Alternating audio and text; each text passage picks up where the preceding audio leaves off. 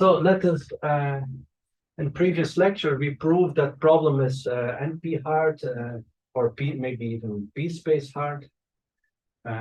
We also learned that if we have probabilistic polynomial time algorithm, we are safe because we can boost the error to exponentially small, and then hardware failure is more likely than accidental, like using bad luck with probabilities. But then still, we don't know whether NP-hard problems can be solved in probabilistic polynomial time. So now for the moment, we must assume that your boss cannot expect you to invent probabilistic algorithm if you need to solve some variant of vertex cover problem, for example. It's one of NP-complete problems. So let's, so we can tell this to our boss, and sometimes boss doesn't know what is NP-completeness. So you need to say what it means. It says that no man on earth will be able, so far has been able to solve this task or could solve this task. And solve means that provide an algorithm that satisfies three conditions. So it works, always works. It provides, so it works on every input, and it provides optimal answer, and it runs in polynomial time. So these are the three things. Okay, by the way, in this lecture, we will speak about production problems. All previous lectures were about decision problems, but we explained in detail that these are the same problem. We don't care about precise polynomial factors, so with our way of high-level view, it's the same. Okay, so we tell our boss this thing, like if you want 1, 2, 3, it's impossible. And then you can tell him pick 2 of the 3. So we remember what is 3. We have all. So all inputs. We have an optimal solution of production problem. So if we need to have independent set, we want to produce the largest independent set in the graph. For example, or vertex cover, the smallest vertex cover of the graph. So optimal solution. And 3, so poly time. So algorithm works on all input, produce optimal solution with polynomial time. So then you need to tell your boss, pick 2 out of the 3. What do you want? So these are like the next subfields. For example, boss can say, okay, I don't need all inputs. Let's try special cases, and maybe it will be good enough for our company. Or maybe the boss says, okay, I don't need optimal solution. If I'm 1%, at most 1% away from optimal solution, I'm happy. Yes. What does it mean, optimal solution?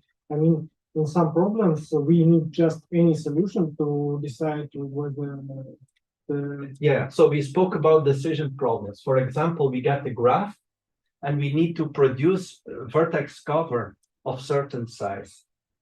Now we will speak about production cover, production variant of the problem. Usually the boss says, please, okay, I have all this communication lines. I want to have virus being scanned on every line, either on the at least on one of the sides. I will do a check of all traffic on the line, for example. Then you have to solve vertex cover, like place protectors on some of your computers on the network so that every line is good. And he says, please tell me what nodes I want the minimal nodes to be selected, because every protection costs me like whatever, €1,000 per computer or something. And so then you tell me, okay, I can compute the optimal solution, but my program, I need like 5,000 CPU years, and it will cost more than protecting 2% more of computers.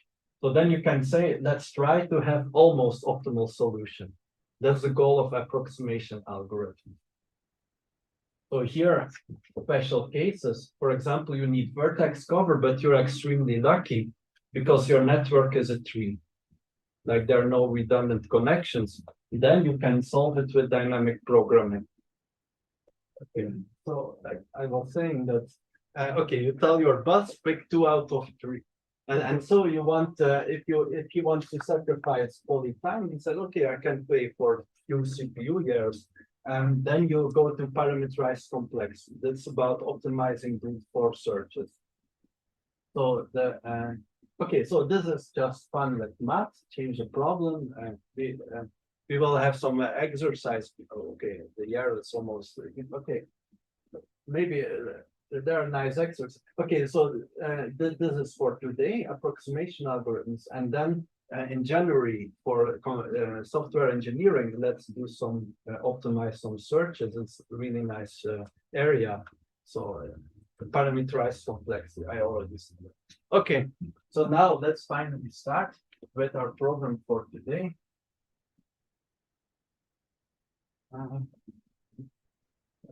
So so the definition of c-approximation for a problem. So let us take an example. So important. Oh, by the way, for hardness of approximation, there's a huge amount of research in the last 25 years, and it's all collected in a book that will appear very soon in 2024, but the draft is online. It's Eric Demain, Gassach, and third person. It's called Lower Bounds or something. I think something like this. It's huge book, but and a bit advanced, so you probably need to train with some length by following some course somewhere else or taking more courses from HSE. I think the beginning is like a lot of NP completeness, maybe not so essential, but afterwards they speak about PCP theorem, and so for this PCP theorem, but it's too difficult for this lecture, for one lecture. But the makespan problem is a very important production problem. And I guess you can guess what is the input. It's formula and 3CNN. It's a bit of important theoretical problem, but I will just on the question.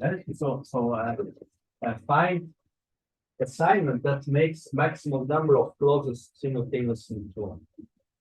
So that means a formula is satisfiable, then you can make all clauses true by giving satisfying assignment. But if it's not satisfied, then you want to make as many clauses true as you can. So find assignment that maximizes number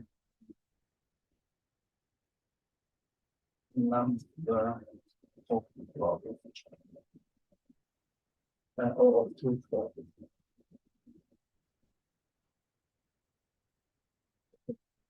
And so this has two approximation algorithm that's incredibly easy.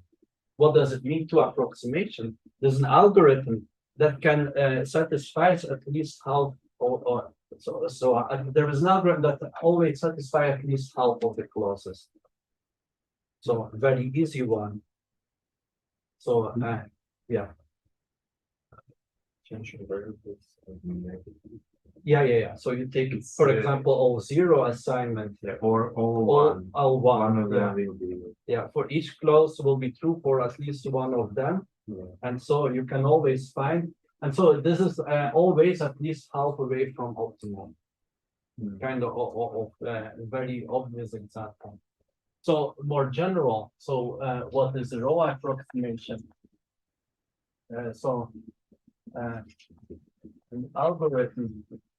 So what do we have? So we have some input, we have an answer and some measure, or some way to measure quality of answer. For example, for click, the answer will be quality will be size of click. And so we want to have an algorithm that gives optimal answer within certain factors. So give answer that is optimal within certain factor multiplicator. So that's so an algorithm is row approximation. So row can be a function or a constant, like two approximation. If for every input x, Then we have size. So we have size of x divided by optimal of x. So if you have minimization problem, this should be smaller than rho. So we want to have a vertex, or we can have maximization problems, and then we look at the optimal. So opt represents the optimal size of x. So here I give the definition. That's standard. It's not so nice. It means rho. But rho can be like a function, sometimes from the length, but usually it's a constant. So rho, in most general case, rho is a function that maps natural numbers to natural numbers. What do these two fractions mean? Yeah. So size of x. Yeah. Oh, sorry. Size of our algorithm of x. Right. Yeah. Or let us, It looks like one. yeah. Let us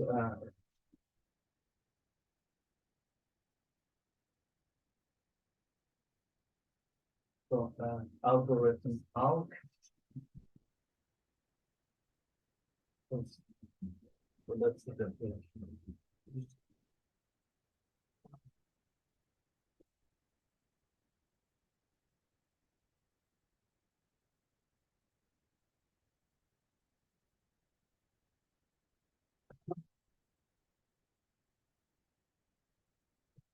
Okay. And so in this example, we have just said that this problem has trivial two approximation algorithm. We then take the worst algorithm and divide by Yeah. optimal. So here we have a maximization problem. So in this maximum, we are interested in so we have maximization. So we are optimal divided by this. So we are interested in this part of the maximum. And so we know that we can satisfy at least half of the clauses, but maybe we can satisfy more. But we know that this ratio will be at most 2. This ratio will always be smaller than 1 in our problem. So there's just one definition both for maximization and minimization problems. Like independent set or versus vertex cover. It's kind of, many people don't like this. So in this way, when we speak about rho approximations, rho will always be at least 1. But some people speak about 1/2 approximations for this problem. So then they just look to one of the two. And for minimizations, they will define it using this and maximization using this. So actually, I like this approach more, but apparently the standard, most people still use this definition. So I will stick to it. Okay. I hope everything is still working at home. Oh, our friends have left. So. Yes.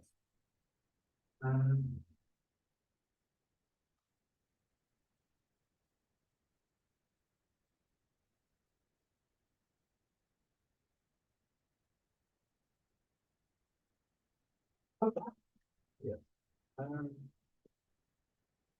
So that's the definition. And now let us look to the vertex cover problem. So let's remember what it is. So the input is a graph.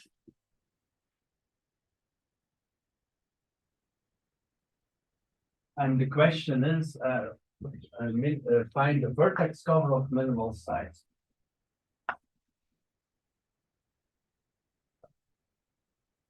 And the vertex cover of minimal size. And you all remember what is vertex cover? Maybe here, let's just for the movie. So vertex cover is a set of vertices that covers all edges. So this graph has vertex cover of size. So what's the minimal size of vertex cover here? 2, yes. No. Yeah, it's three. Yeah, Okay, every guy. sorry, So with two, yeah, we spoke about it. Like we can use these two, and this I just not covered. Mhm. Yeah. So we have 6 edges, and so with every node we can cover at most two, and with these two, there is a common edge. We still have 5, and any other pair is also 5. What is the opt from X in this case? So opt is equal to 3. So the minimal size of vertex cover is equal to 3. And maybe we can find an algorithm that our algorithm will produce a vertex cover of size 4. So then we will have, I mean, on the step of, do we need to know the opt from X? So the definition says that an algorithm is raw approximation. Yeah. If, if this is true. But to unfortunately, calculate it, we need to know opt from X, but calculating opt from X is incomplete. yeah, that's right. So we will need to be clever when we need to prove certain bounds. Okay. Yeah. We analyze it in theory. So we say like if we have an honest answer to a task, then our approximation will give us at least like the answer which is differs of us like at most in 2 times with a score approximation. So we don't need to know the optimal answer in like in each case, but we know like for every input it would be at most 2 times differs from the right answer. Yeah. Yeah. So to get to okay. And so what might be natural greedy algorithm to solve this problem? We need to cover all edges. Well, I might know like the 2 approximations. But No, then you're not allowed to speak. What would be natural? That's not the natural. I mean, if this is natural, yeah, Take all the notices. yeah, but that might be not the 2 approximation. Yeah, it's not a perfect. Yeah, or maybe better. You take one and then you so what if you're going to take a tree or graph, I don't know, that's Spanning tree. spanning tree and take each vertex. Well, but spanning tree is kind of overrated. Like, if you need to do this in practice, I can't tell you what's really good algorithm in practice. So, yeah, Take all the edges and randomly take one vertex. or from the edges, that would also be nice. Yeah. But best one is that, like, okay, if you have to pick one node, which node will make the most progress? It's the node with largest degree. For example, this node, and then you remove it, and from remaining graph you pick node of largest degree. In practice, it will be really good. But unfortunately, it will not be like, okay, what's constant factor approximation? It's just raw approximation where raw is constant. But this algorithm is not constant factor approximation. So there exists counterexample. So let me draw it. It's actually bipartite graph. So counterexample is here. So we have a bunch of nodes. And for any k, we can do the construction. We have k factorial nodes on one side of bipartite graph. And the other side, it will be divided into k minus 1 groups. The first group has size k factorial divided by k. Second group has size k factorial divided by k minus 1, and so on. And the last group has k factorial divided by 2. So k minus 1 groups on the other side. And the connections are as follows. Every node here goes to k nodes here. So we have groups of k. And then the second node goes to the second group of k. And so on.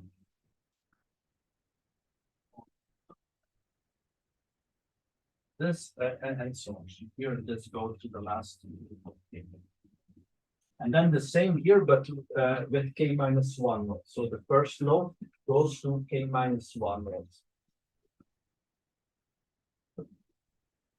a little bit smaller.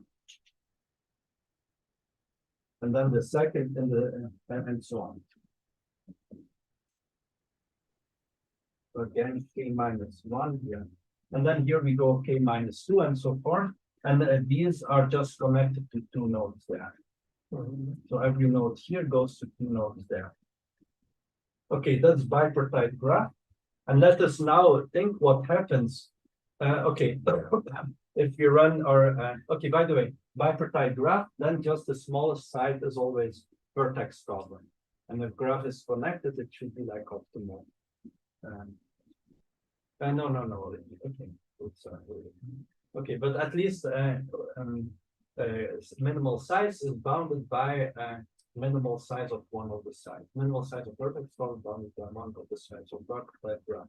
Okay, so but in other words, this will be a small vertex cover of size k factorial. But the greedy algorithm, it will not select this set. So in the beginning, who has the largest degree? Well, all these nodes, so each node goes to one node of each group here. So the degrees are k minus 1 in the beginning. But these nodes have degree k because they go to k nodes from the top. So they have largest degree. So when they're selected in the beginning one by one, and then they are removed, this first group is removed. And now all these nodes have degree k minus 2. They lost one neighbor. But the second group has degree k minus 1. So it will again be selected. And so then they are removed and so on. And so all the nodes in the bottom will be selected. So, so what we see is that there are cases where approximation factor is size of this size of the right side divided by this size. So, so it can be proven that this algorithm is ordered log n approximation algorithm. So n is number of nodes in the partition and then the vertex. And this example shows that this bound is optimal. So greedy algorithm is not constant factor algorithm, but we know from Artyom that my name will come slow. So from Artyom that there exists two approximation algorithms. So in theory, this is not optimal algorithm. But okay, we didn't finish the argument. Why do we have log n here? Okay, so let us say that what is the size of the right side of the bottom side of the bipartite graph?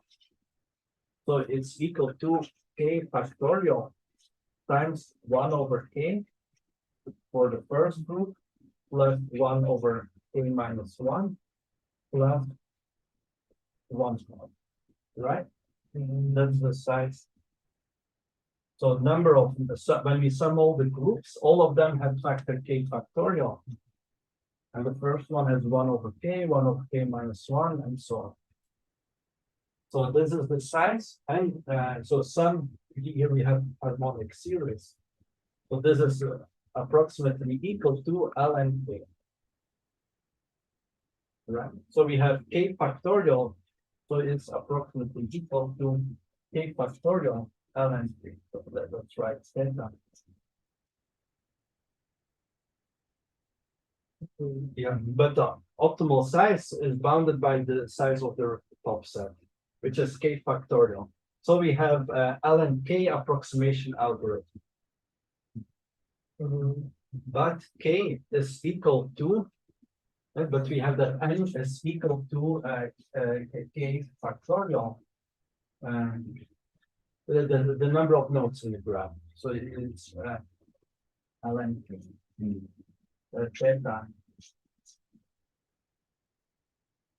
So k factorial ln k, and k factorial is equal to something in the power k. So it's okay. So log n, you need to be careful with this. Yeah, it's just some boring calculations. It's not important. And to be careful now, I'm a bit scared. Maybe there is a log n division needed. Okay, but it's not important. You get the message. So a greedy algorithm, my experience, I implemented a few times. It's like crazy good, but theoretically not optimal. And then there is another algorithm, which Artyom already mentioned, and which is connected to what you said. So the algorithm says, okay, we need to cover every edge. So let's look to our graph and take an edge and add both nodes of the edge in this vertex cover. Then remove these little nodes from the graph and all edges that are covered, and then repeat. You need to just construct the dimension. Yeah, exactly. So, yeah. So, so the algorithm is as follows. Let's take the graph. Okay, we take an edge, and then we put both nodes in the vertex cover. Okay. So then these nodes, they are removed. And then we take another edge, for example, this one, and we put both nodes in the vertex cover. And so when we return to what our original graph, we added 4 nodes in the vertex cover, and we are done. So when all edges are covered, when there are no edges, we stop, of course. How do we choose the two just? The edges arbitrary, just pick one, and any choice will give 2 approximation algorithm. So pick edge and 2 nodes in the vertex cover, throw them away, and then again choose any edge. So you don't need cross color or anything like that. It's supposed to be like. Looks like. Yeah, just iterate over all nodes. Yeah. And if they have degree Before- 0, throw away the nodes. And if they have degree 1, then take an edge or one or more, take one of the edges, throw away 2 nodes, and then repeat. It's very fast algorithm, and it's 2 approximation. So now we want to see why it's 2 approximation, and Artyom already said it. So what's the main insight? Like if a graph, yeah, sorry.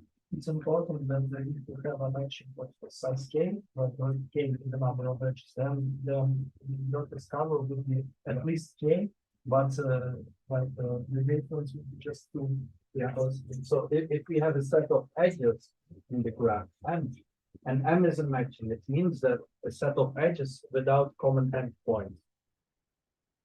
So now I will prove that the algorithm I just explained is 2 approximation algorithm. So we need one observation. If we have a matching in the graph, for example, here is a matching, then any vertex cover is at least the size of the matching. So let me write it because I know I have otherwise to explain it right. So every matching,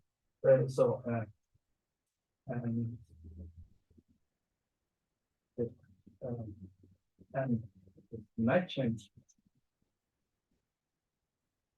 any vertex cover its size that means. Okay, and now what is our algorithm doing? You pick an edge, and then you add both to the vertex cover and throw away the nodes. Size of the match is Number of edges. Yeah. Any vertex cover, for any vertex cover, size of vertex cover is at least the size of matching because every edge needs to be covered. And in the matching, you can use at most one node to cover an edge of the matching because all node edges are disjointed. Okay, so if M is matching, then any vertex cover is at least this. And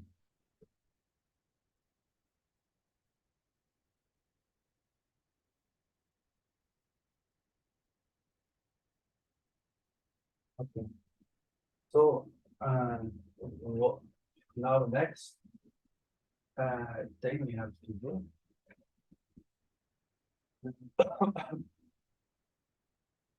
Okay, and this is basically the end of the proof. So, because our algorithm constructs a matching, right? Okay. And how many, what's the size of the vertex cover of algorithm? So algorithm produced are of the graph. So the size of this will be 2 times the number of selected edges. Okay. But we know that optimal of that graph is at least number of selected edges. So we don't know the exact optimal, but we know that it is at least, and we use these to. Yeah, show that and we this have answers your At question. least Yeah. two approximation. Indeed, yeah. So, without knowing, it's a very nice question. In magical thing, we have theoretical guarantee. So you think about. Yeah. Okay, so yes, and now your boss wants algorithm that works well in practice and is proved to be a 2 approximation. It's very easy. You just run both algorithms. And nowadays you can do it in parallel on your PC with the 2 CPUs and things like this. And so you're safe on all sides. It works well and it's probably a 2 approximation algorithm. So now next question. Can we have 1.99 approximation algorithm? Yes, sir. Yes. In this case, We can build a maximum approximation. 1 plus epsilon. Sorry. I think it will. So there exists no. So alt result, there exists no 7-6 approximation algorithm for the vertex gamma, unless p equals np. I Yeah. just So yeah. okay. So Wait a second. p differs from n. Of course, if p equals np, then we have 1 approximation algorithm. But if p differs from np, then no 7-6 approximation algorithm. And so its result from end of the 19th, and the proof is a consequence of PCP theorem. It's kind of very advanced things for theoretical computer science. But if you do research, it will be tempting to. I mean, it's like their t-shirts. I can explain proof of PCP theorem in 12 years, in 12 hours. It's kind of much. I never learned this. Yeah. Why can't we just write a linear program and minimize the Yeah, but linear program will give fractional solutions for variables. So you will get, there is very nice result. I forgot their name. So a linear program will always give solutions with values like Yeah. 0, 1, and 1/2. And the problem is that these 1/2s are killing you. So 0, you can, yeah. destroying all the vectors. Yeah. If you manage to have a solution of linear program. So in the beginning of reductions, I explained how to go from independent set to integer linear programming. And he says, why not write linear program with rational values? Because that's solvable in polynomial time. So linear programming stuff. But there are actually 2 problems, because in practice, linear programming is not so reliable. If there are several thousand variables, it starts to become nasty. Like you will get these strange errors, like floating point inaccuracy.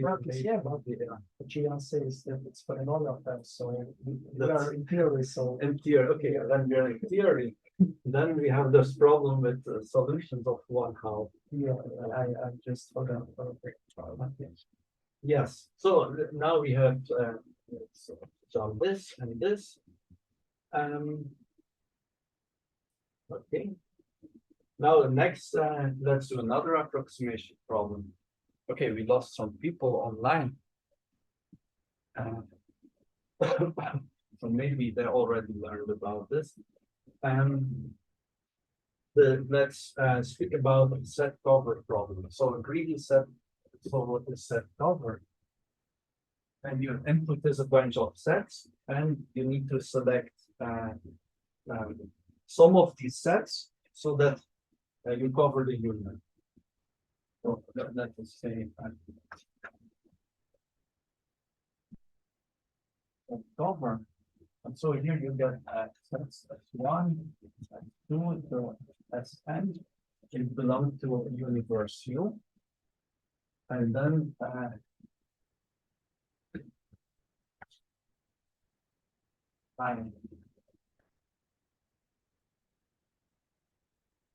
minimal, let's say index set I, which is a subset of n. With the union over all I, and let's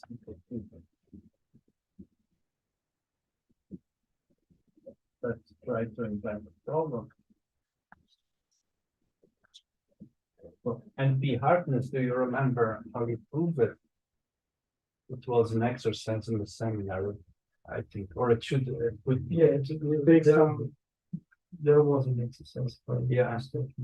It's special case of. So you could prove it by a problem that should now be extremely familiar. It's special case of vertex. A vertex cover is special case. And so all the sets are edges. Sorry, U contains all edges, and the sets are for every node. So the I set is node I, all the edges that cover I. So perfect. Okay. And so this one has I don't know if it has constant factor approximation. Oh, but by the way, so this 1.99 approximation for vertex cover would contradict unique games conjecture.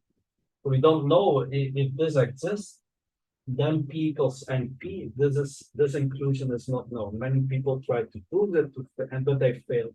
But then they found another problem that seems to be really fundamental. It's called unique games conjecture.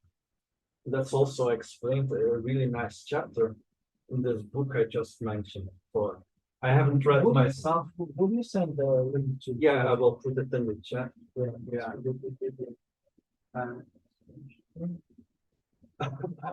Okay. Well, may I guess like if I'm remembering right, the answer of approximation, like you have like a logarithm of one plus So that's our result. ln plus 1 approximation. something like integer linear programming and relaxation. Well, there, I will give easier proof. I don't know about. Probably you're right, because vertex cover also has. Yeah. Okay, since it's special, vertex cover has 2 approximation. So. Yeah, but this is a harder problem. It's more general than vertex cover. But I guess you can also do something similar as this theorem of the German that I forgot there now. Okay, so let's cover from what is greedy algorithm? So what would be natural greedy heuristic? You take with the most values. Yeah, indeed. So at any moment you have picked a few sets, and then you look to the elements in U that are not yet covered. And then you pick the set that contains the most of them among those. So that's I don't need to write it. It's like just one rule. So you can put in your mind. And then we want to prove that this is ln n plus 1 approximation algorithm. So let's call this algorithm greedy set cover. And now we want to prove it's ln n plus 1 approximation. Okay. So now we don't know what is optimal set cover for a given problem. But let us pretend that there exists optimal set cover of size B. So, optimal set cover of size. Okay, and when we run our algorithm, let x at every moment we have a set, so x0 is a set of this u, and x1 are elements not covered after we select the first set, and then we have x2 and so on. Okay. Sorry, I should first say something else. So let T just be any subset of U. So if there exists a set cover of size T, then we can always find a set among those S that cover at least one teeth, one small T of set T. Yeah, let's use another example. Okay, let W be any set. I claim that we can always find a set S that covers so W intersect Si, so we can always find index I, so that this size is bigger than 1 over T of the size of W. So this is an important observation when we make the proof. So first we need to agree on this thing. And why is it true? Well, with these sets, we can cover all of U. Right? So there must be one of the sets that contains at least one teeth of U. Okay, but for same reason, with these sets, we can cover all of W. Nothing changes. So there must be one of the sets that contains at least one teeth of W. It's so boring that some people are getting tired. No, but yeah. So but let's wait until everyone gets it. So we let's do a small example. So let's have 6 elements.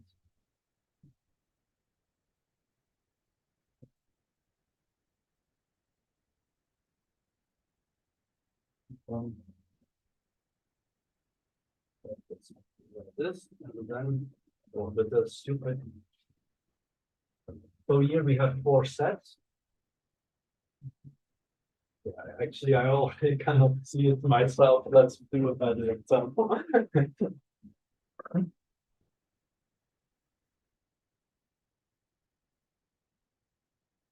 Okay, one set will be like this. Maybe have a set like this, and then have another set like this, and finally some set like this.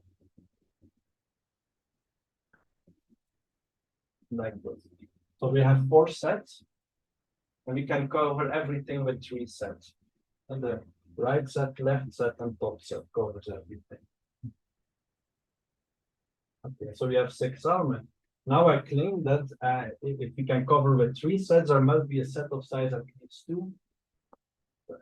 It's kind of logic. And it's true, even if we delete a few elements, then there is always a set that can cover 1/10 of the remaining elements. So, What's where W? yeah, W will be one of these sets, but I'm saying it more general. These sets are one of the like results that from Yeah, I. Yeah, so we will apply this observation for W doing x0, x1, and each time we conclude that x size of xi plus 1 is smaller than 1 over 2 times size of x.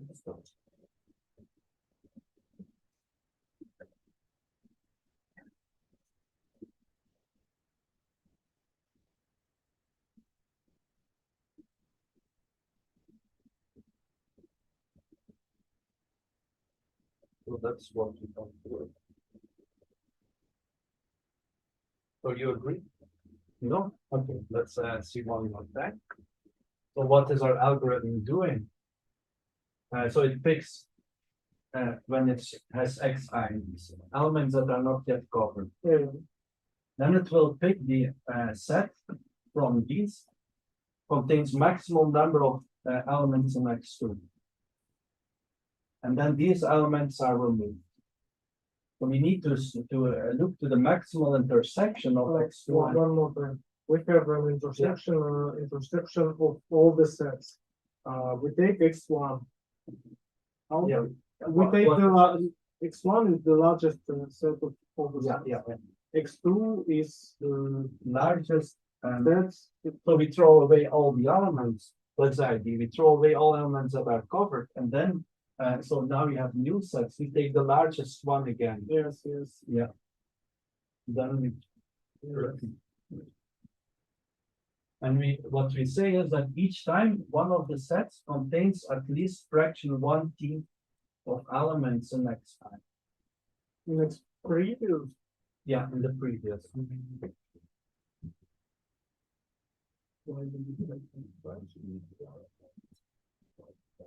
So the intersection we throw away. An intersection is 1/3. What is W? So here W will first it will be equal to x1, then to x2, to x3, and so on.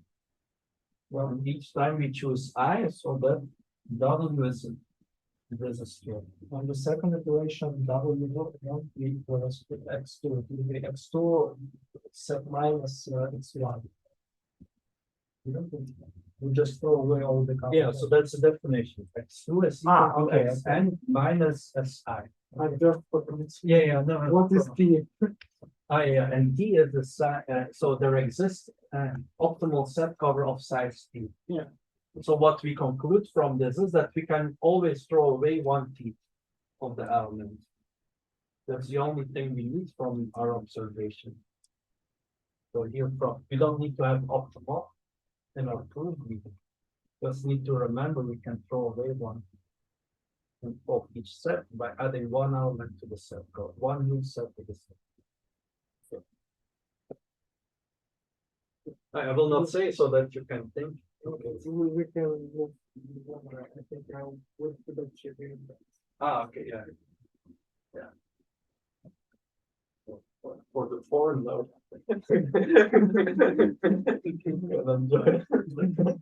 No, okay, no. No, I can try to explain it again because it's just an easy observation. What you will do, you just start with a whole set. Yes. You cover some elements, then you throw away those covered elements from each set. And the main observation is that the number of elements you can throw away at each iteration is at most 1 divided by t. Right. Why cannot be removed more than 1 divided? Yeah, it can be more, but so the intersection can be At larger. least. And that's good because we throw away intersection. Okay. Why can't we remove less than 1 divided? Because we choose Si of a maximal size in the remaining elements. So imagine that here in the iteration. Let's run iteration. So we have 6 elements. In the first step, we take a set of 3 elements. So 1 has 2, we will not take it. Then we throw away the 3 elements. Okay, now in our problem, 3 elements are left. And we are promised that one of the sets, we have 4 sets. One of the sets contains at least 1 element, or it's 1 term. TSC particularly, for example. Okay, because we take the maximal set. Yeah, and we are lucky because here we can throw away 2 elements. So this element already disappeared, we can throw away this two. Okay. And now we have 1 set left, and this set or the horizontal one goes away. Okay.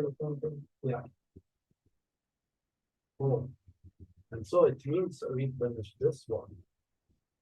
Okay, and how it's the time? 10 minutes.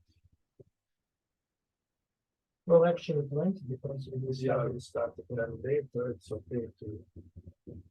That's nice. So let's go and. So, but you haven't said why it is longer. Oh, yeah, sorry, I'm not finished. Okay, so, now let us think that our algorithm makes S steps. So then what do we have? So, okay, so let us apply. So we know that this has to be true, so. Maybe not S because we have sets denoted by S and just T. Yeah, okay, yeah. Okay. So, so R rounds. After R rounds, the bound says that the size of remaining set must be at most this times initial size, the size of U. Now, if R is too large, this will become smaller than 1.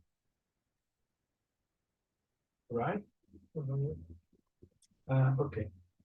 So, so I claim that if we choose R equal to ln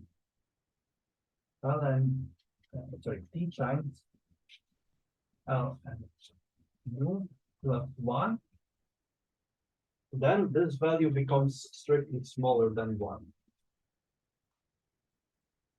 So it's like you should draw it from the. So if R is equal to this, then this is strictly smaller than 1. So that's number of rounds our algorithm has worked. And that's the number of sets we selected. So that's our conclusion. The number of sets we select is at most T times ln U plus 1. Okay, now remember what is T. T is size of optimal answer. So what we have is ln size of U approximation algorithm. Okay, I added a little bit because there was a plus 1 thing. So, but actually it's not needed. Oh yeah, and here there is computation with exponent, but you know this, right? So don't need this anymore. So you know that 1 plus plus A is bounded by E of A, and A can be either positive or negative. So that's the one it's just silly computation. So when you watch the lecture, you can do it slowly yourself. Okay. So now we are because this is optimal of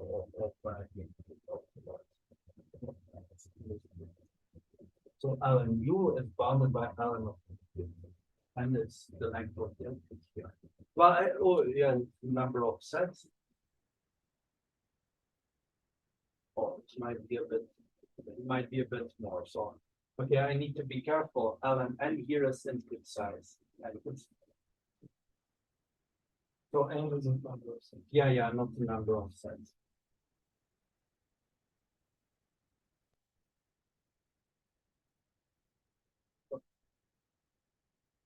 Yes, and now the last thing.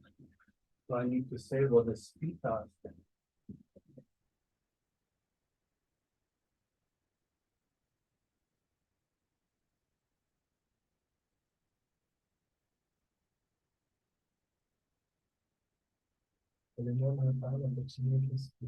Yeah, exactly.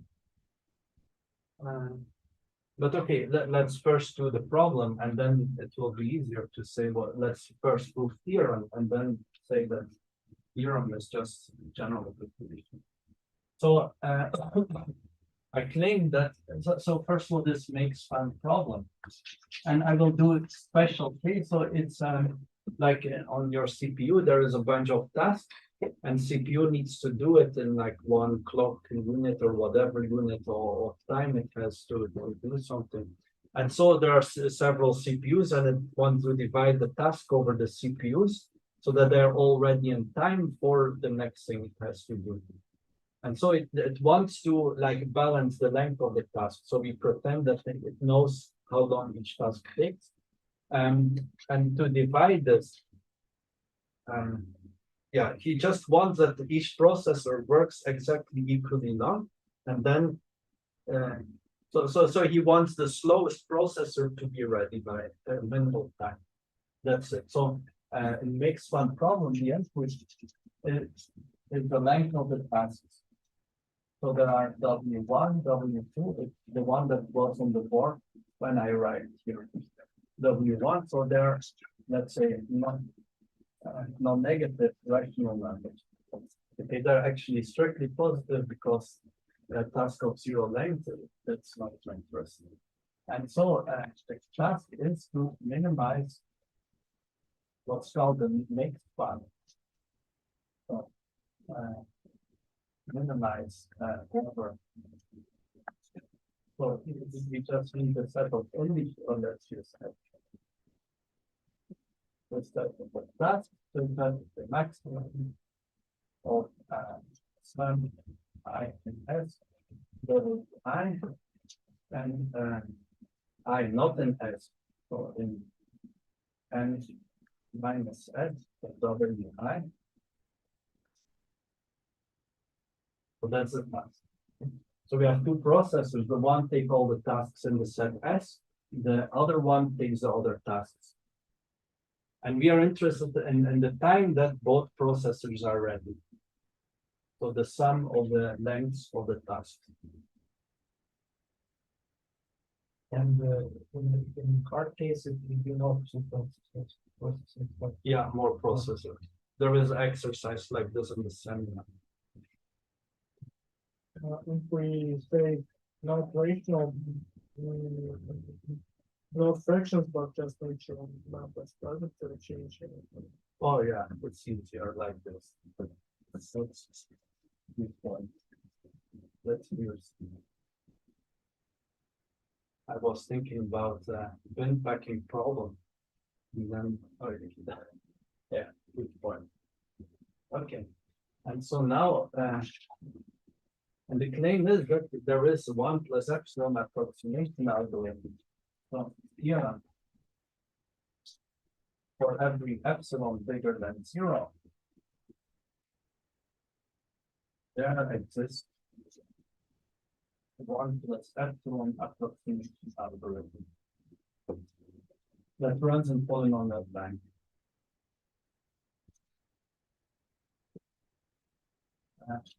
Runs full time, but there is a catch. That's all. So it, for fixed epsilon runs in poly time. But the size changes, so you Yeah. have to do them. Yes, but so like the same, it runs in poly times 2 to the power of 1 over epsilon times 10. So if epsilon is fixed, then for any input size, it runs in time 2 to the power. And this is actually true if both the if we consider k processors and look at the maximum of tasks for these k. So then we have k sets S and so on. But it's only true if epsilon and k is fixed, and there was a few years ago, k doesn't need to be fixed, so only epsilon needs to be fixed. But that's a complicated proof. K is a number of processors. Yeah, yeah. So k doesn't. But actually, I forgot to read a bit about the history. Maybe it's now completely solved, but I don't remember. Okay, but we will have this go. And actually, it's like on the RAM model, it should be like linear distance, so with small constants. So it's good. So if epsilon is like 0.1, your boss says, oh, 10% from optimal is okay, then it's probably fine. You can do it. Even at minus 1 million or something, we should probably you can do it in 1 second. But you carefully program in C++. Okay, so what's algorithm?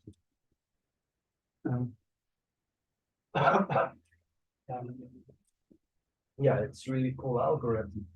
No, so algorithm has two stages, so two parts. So first, we will let's for convenience say that 1/epsilon is integral. Yeah, just like you scale it a little bit, it will give an extra factor 2 here. It's not important. Okay, so 1/epsilon is integer, and step 1 of algorithm is to compute the makespan problem only on compute optimal brute force optimal solution. Okay, that's how it's got to be. Brute force on the 1/epsilon first element. And Why does it use such notation of the time, like polynomial of well, like I am just showing that if epsilon is fixed, it's polynomial time algorithm. That's why it's called PTAS approximation scheme. It's not a polynomial time algorithm. It's just a list of algorithms, and each algorithm runs in polynomial time, and the list is indexed by epsilon. no, I mean, I was familiar with the notation with it, where time would be n to the power 1 divided by its Yeah, I think you're confusing with bin packing problem where you can do dynamic programming. This is a very different algorithm. No, I'm not talking about the algorithm, I'm talking about the it's not definition of the task, it's just definition of algorithm. It's just theorem. Okay. There exists algorithms, not definition. But we do first the theorem. Okay. So And for then- any epsilon, we can find. Yeah. But okay, if we're speaking about, let's finish it right away. So what is PTAS? It's just a list of algorithms. And for every epsilon, the algorithm is epsilon approximation, so indexed by epsilon. And each algorithm runs in polynomial time. But the dependence is not polynomial and epsilon. Like, So we need to find the balance between. yeah. So if your boss says, he says it's disaster if epsilon 1/3 approximation algorithm, it's a real problem. But 1.1 approximation algorithm, it's okay. Maybe there is another process, and like you have certain time to do certain. I mean, when you're controlling the processor, there is some little fraction of free time you have anyway, and then you but maybe twice as much as I don't know. Yeah, you can fantasize about this. I remember the next case that there was this. After I learned expressions, he imagined that like the world will finish or somebody will be killed unless he types some regular expression on it. So you can do it for this result too. Like imagine a very important task, and you need to be 1.1 optimal. basically has Yeah. brilliant comics about the theory of computing and just intelligence and Yeah.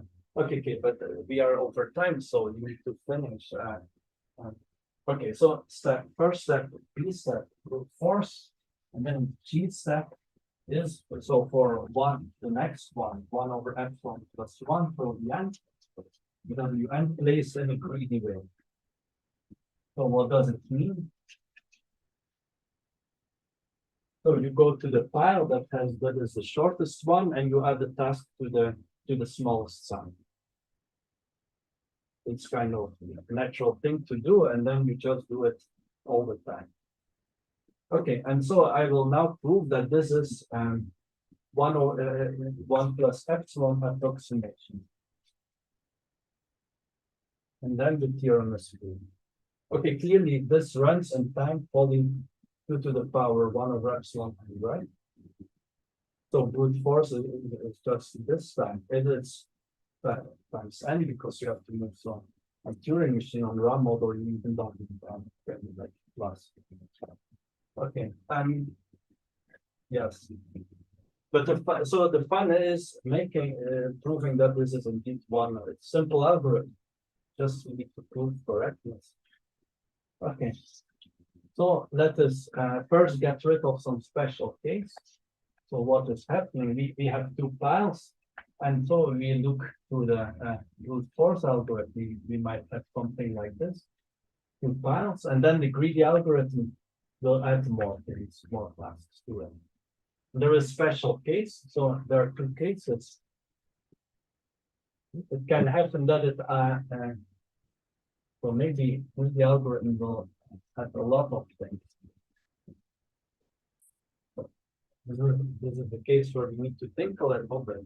But there is one case where greedy algorithm pushes things, but it doesn't go beyond the line, the optimality line we got from the PTAS.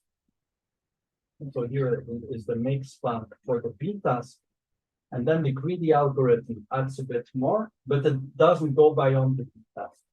In this case, we have perfect algorithm. In this case, our algorithm is one optimal, because it's one optimal for the smaller task.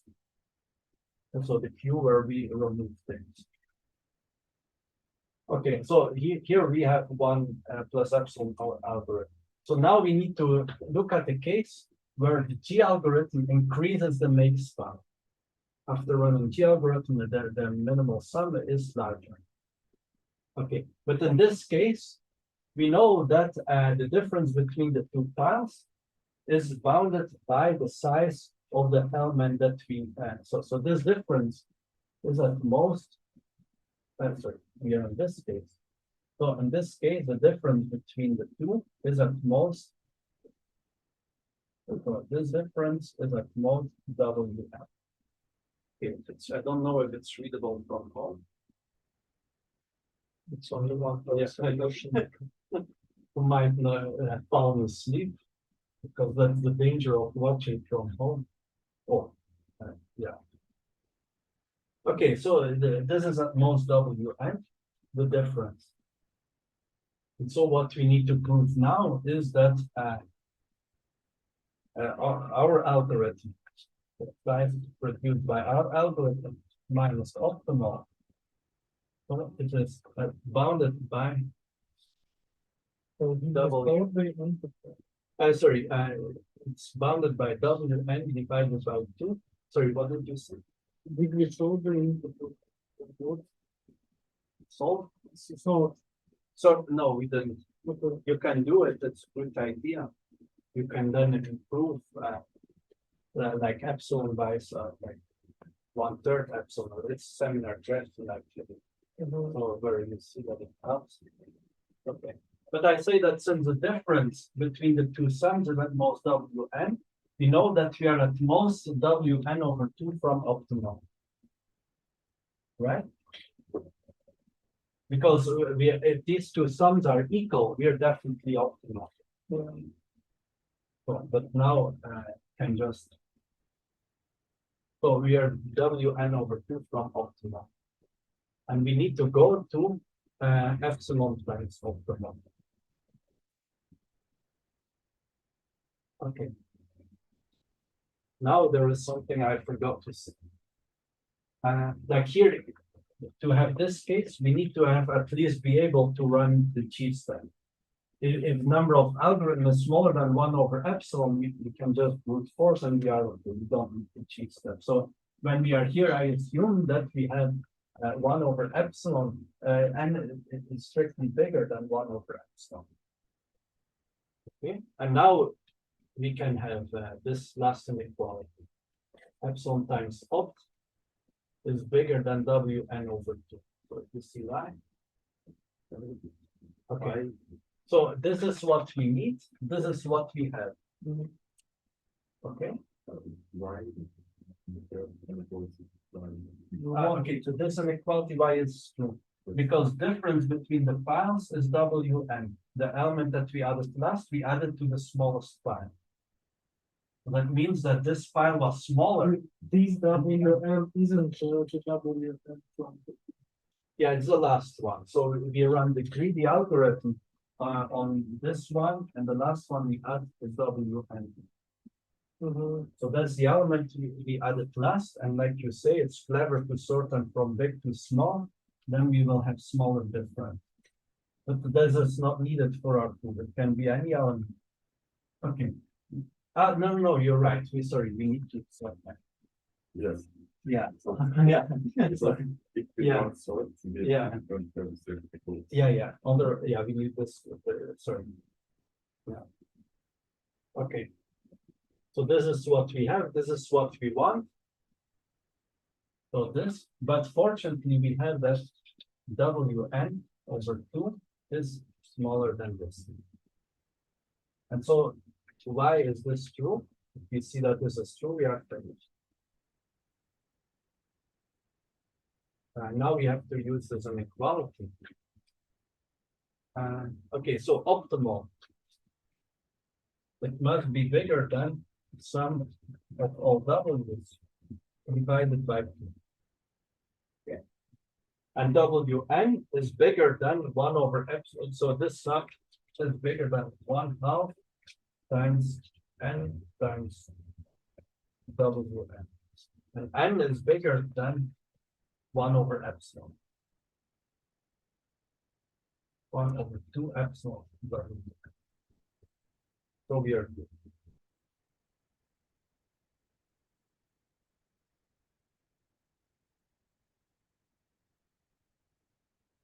So we have Wn over 2 and epsilon goes to the optimal. Optimal is larger than, So this is what we were trying to prove.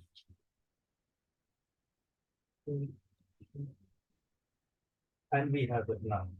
So Wn over 2 is optimal back to epsilon.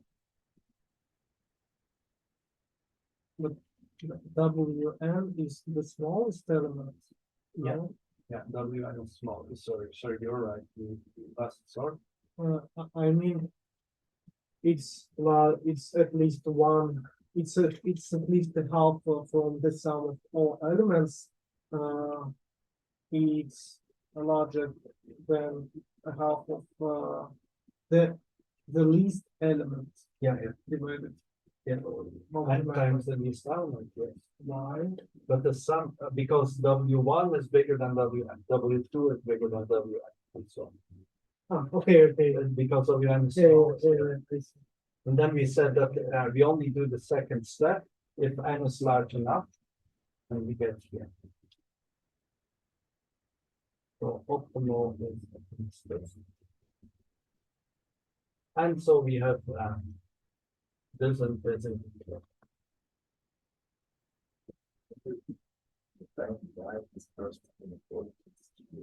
Okay, yeah. So okay, let's run greedy algorithm up to the last one here, and now we have to place Wn. We place it on the smallest file. That means that in the sum we are here, this file must be at the right of this thing. And then we place Wn here. So the difference between the two files is at most Wn, right? Because we put it on the different.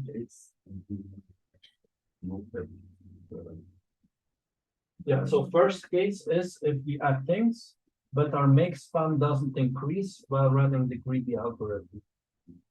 Second case is that the makespan doesn't change. So then let us look at the moment when we place the last element. Then we know we put it on the smallest file. So the smallest file might not become bigger than the biggest one. And then we are finished. Well, that's very good. Okay. No, it cannot happen. Okay, so you understand that if we place Wn, it will be. No, it can't happen. So, okay. Yeah. So when we place Wn, maybe it. Okay. I see a point. Yeah, good point. There was error in my proof. I say let us look to the out. Maybe it's not Wn, but let's say W start is the one that moves the line, the makespan, the last time. Okay. So there is one element W star that moves the makespan the last time. But it didn't change the rest of the quantities, it's also true. Yeah, it doesn't change anything, but it's just like this W star is the one that moved the make span last. And we know that it was moved during the greedy algorithm. So when we place this one, we know that W star is smaller than all the ones that are placed during the pre stage, during the brute force. When we use the algorithm, we store our values and for the Well, in the beginning, we sort our algorithms and we run the brute force on the first 1/epsilon elements. Could you explain one time how does the brute force look like? So what do we get after the brute force? After the brute force just writes all allocations. So you look at one file, takes all subsets with it here and computes the other file and computes the maximum and selects the best edge. Okay. So runtime to 1 minus. Okay. And so here we use that W star is smaller than WI for I smaller than 1/epsilon. So that's how we go from here. So here nothing changes. I just accept the last one.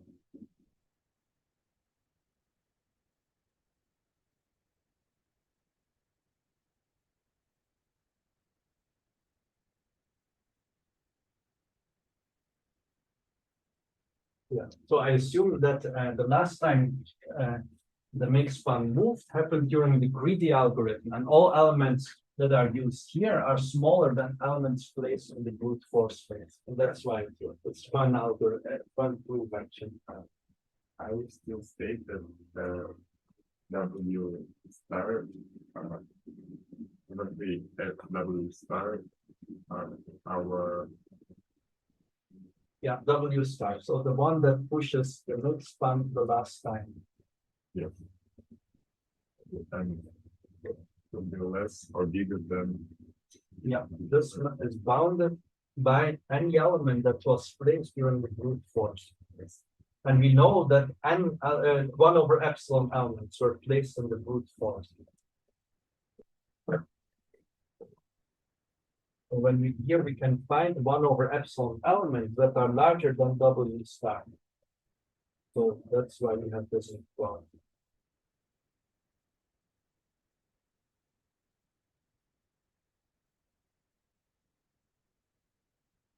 Okay, let's say we go to the other side. I got the second inequality twice purpose.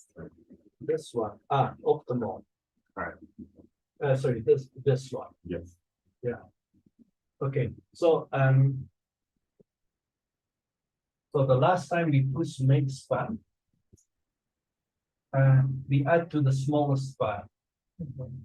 So at this moment, we know that the difference between the two paths is at most size of W, right after we add W star, right?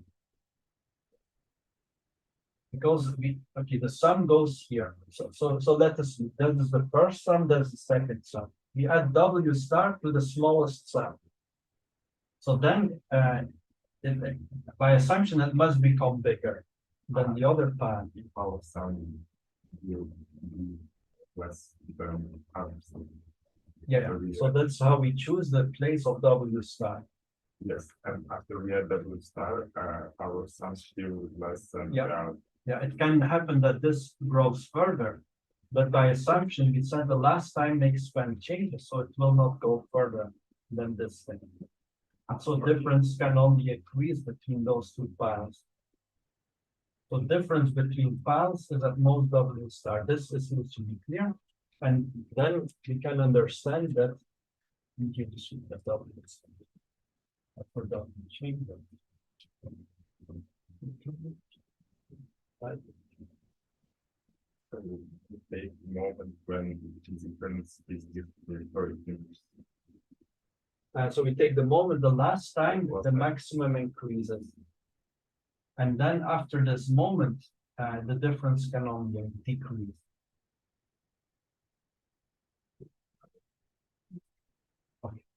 Great. One more time. Okay, How did we get the last inequality when the this one. yes, Yeah, okay. So what we have here, like all elements placed here during brute force element are yes, larger than any element here because we have absorbed. yes, Okay. So in this sum, we can find 1/epsilon elements that are larger than W star. So 1/2 stays in the front. And this sum contains 1/epsilon elements that are we probably should change WN with W epsilon. yeah, you can do it. So you can make an intermediate step and say, okay, let's do it. Oh, okay. So this is bigger than 1/2 W1 plus W1/epsilon, Yeah, and this is bigger than 1/epsilon W star. yeah. Okay. And then,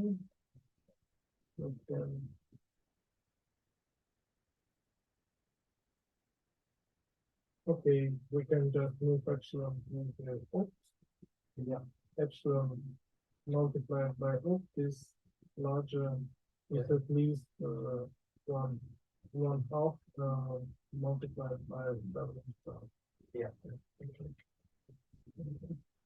Okay. So lecture is finished. Well, if there- haven't said what about what is PTAS? PTAS and the PTAS, yeah. Ah, yeah. So PTAS, I said, but I didn't write it. So PTAS is just so problem optimization problem has PTAS. If for every epsilon there exists an algorithm that is polynomial time epsilon approximation. And FPTAS, so PTAS is polynomial time approximation scheme. It's called scheme because it's not a single algorithm. But FPTAS, fully polynomial time approximation scheme, means that moreover, the runtime should depend polynomially on 1/epsilon. So again, you have a scheme, but it should have good dependence on epsilon here. So this is forbidden. It should be poly 1/epsilon n. There is like a joint polynomial that runs the run. It's kind of usually if you have FPTAS, you just have a single algorithm that can take epsilon as input. It need to work. I don't know if one can come up. No, I can come up with encode halting problem somewhere, and then you have for every epsilon 2 choices, and okay, you can cook it up, but it's irrelevant for practice. So if there is FPTAS, you can just assume you have single algorithm that takes epsilon as input and runs in polynomial time in 1/epsilon and everything.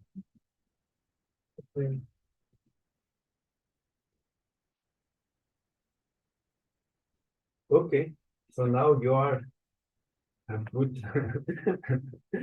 You are no basics of approximation algorithms. So it helps, I guess, in various scheduling problems. They might be irrelevant for companies, but I'm only little experience with companies.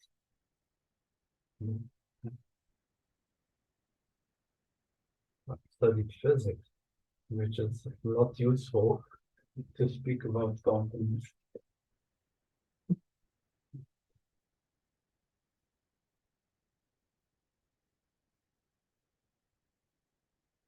Okay, so I will tell Nikita he can start at 8.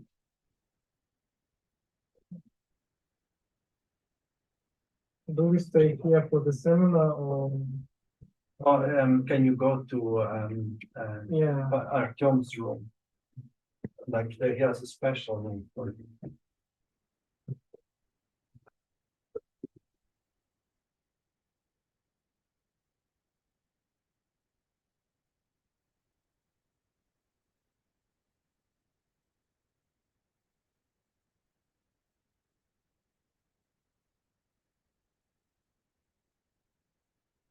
Okay, thank you for coming. Thank you. Goodbye.